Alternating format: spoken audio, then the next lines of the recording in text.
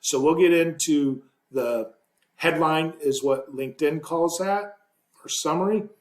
I like to call it a value proposition because that's what it is. And again, this is not about you. It is not about you. I cannot say that enough. Everyone wants to write this. They put in their job title or say what they do, and nobody cares. They don't care about you. You got to just accept that reality. They care about what you can do for them, okay?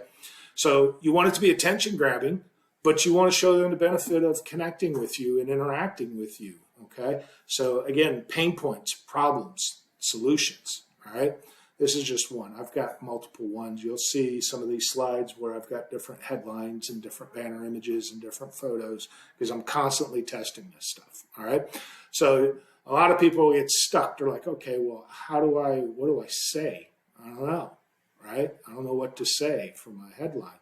So it's real simple. And with our paid for clients, we dive a lot deeper than this, but this is it at its basic core, all right, on how to create that headline or value proposition, all right? This is a really, really simple formula, okay? I am a blank expert who helps, empowers, whatever, blank, to achieve or do blank with my blank, all right? What is the pain point that you have a solution for? And then what is your solution to their pain point? And that's really it, okay? Keep it simple, but make it impactful and positive and speak to their pain points. And you'll see significantly better results. If you just put a headline or something like that in there, and guys, for years, mine said executive search consultant or executive recruiters, stuff like that, right? So what I'm telling you, I've learned through trial and error over the last 20 years or whatever it's been, just in the last 12 months, tens of thousands of messages and emails and dozens and dozens of profiles that we've worked on, okay? So that's the formula. Keep it simple, but be impactful and positive, all right? So let's take a look at some good and bad examples of these headlines and banners and so forth, all right? So here, I'm going to call this a good example. And the reason I call it a good example is because I can tell in 3 seconds or less. Now remember, that's all you have. We have very short attention spans, all right? And if I can't find this compelling or understand what you are in 3 seconds or less, I'm moving on, okay? And that's the fact, that's the reality with most of them. So again, he's got a headline. Yeah, you could nitpick some points in there, but it spells out basically what he does, what problems he solves, and who he does it for. He's got a professional banner, right? It's clean, it's simple, no problem. And his photo, while probably wouldn't be appropriate for me as a headhunter or us as M&A advisors, for a health fitness coach, it's very appropriate, right? So again, no problem. It's a good example. Now, unfortunately, because it is a good example, when this guy messaged me to connect with me, I knew immediately what was going to happen. And I was right, by the way, because I've seen it dozens of times again. And this is back to that commodity thing. I already knew once I accepted this connection request, this dude's going to start spamming me, trying to sell me some executive fitness coaching program. And I was right.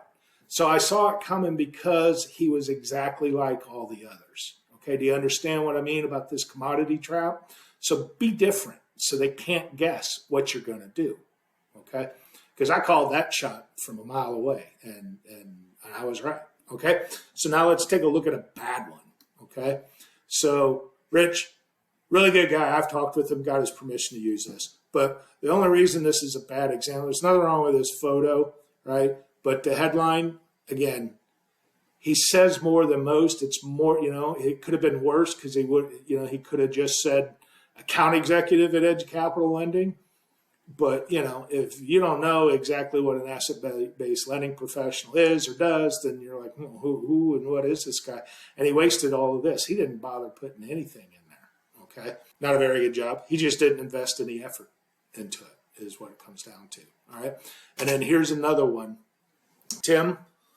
Yeah, he put an image in there, so you can tell that It's far more attractive than the last one because it didn't have anything, but it doesn't tell you anything. He just put his name and then his title and the company. It doesn't tell you anything, right? Now, before we beat up Tim, he's actually a really good dude. I know him. He manages, I don't know how much they have in assets under management, but it's in the billions. He runs a family office in the Cayman Islands. That picture, by the way, is 7 Mile Island in Grand Cayman.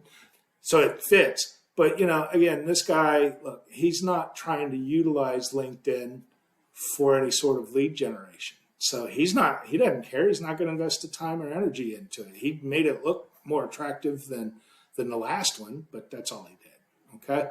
We'll dive into the other sections. You know what? I'll reference one more really good one. I've used this sample in a lot of my webinars that I've done. But Nick Bradley, Carl has us reading a book, one of his books or podcasts, whatever it was for this quarter. Nick Bradley's he did a great job with his profile as well. That's another good example. Okay. We'll go into the other sections here in just a minute. I created a kind of an infographic that touches on all of these that you can use for quick reference. And I'll be back in a minute and we'll go through all these different parts of it then. Okay.